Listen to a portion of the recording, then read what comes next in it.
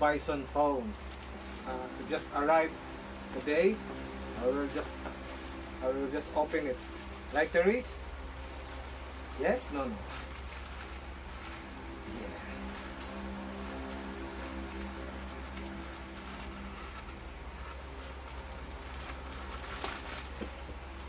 Wow, what is this?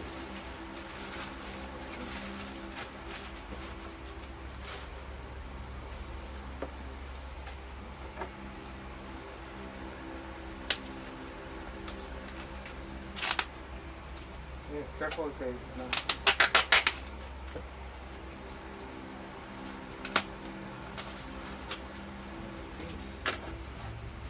Wow! Look at the spec. Look at the box, and it said in the back is CPU MTK Helio P60 4x 4X Cortex A73, 2 GHz, and 4 cores Cortex A53, 2 GHz. It has a system of Android 10, memory 6 GB RAM, and 128 GB room. A SIM, it has a 2 nano SIM card and 1 nano SIM card or 1 TF card or memory card. It has a battery about 5000 mAh, very nice. It has a screen of 6.3 inch FHD.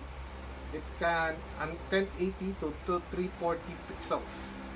The camera is about 48 megapixels, 5 plus 5 MP plus 16 MP plus 5 MP and front camera has 24 megapixels. So in the back it has 4 cameras and in front is 24 megapixels. Network, it can be up to 4G, up to LTE. I will just open the box.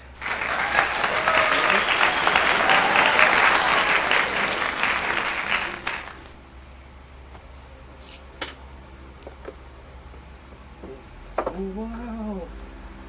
Oh, wow! No. Oh, wow! Look at the phone. Inside of the box it has a manual of Android 10 Bison from Umidigi. It has a cable charger, color red, with a Type C slot. Do not. Okay, that's okay. And also the charger. It has a.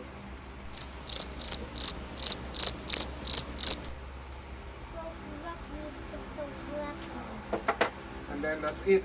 There's no headset.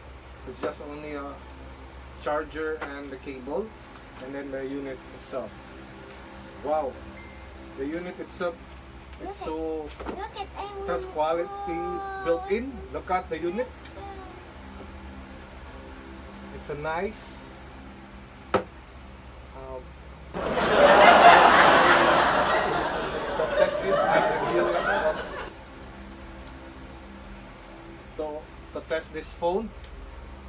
Until the next video of my unboxing. See you.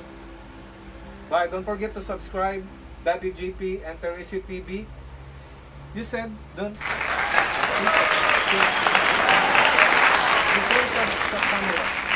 Please subscribe. Okay, bye.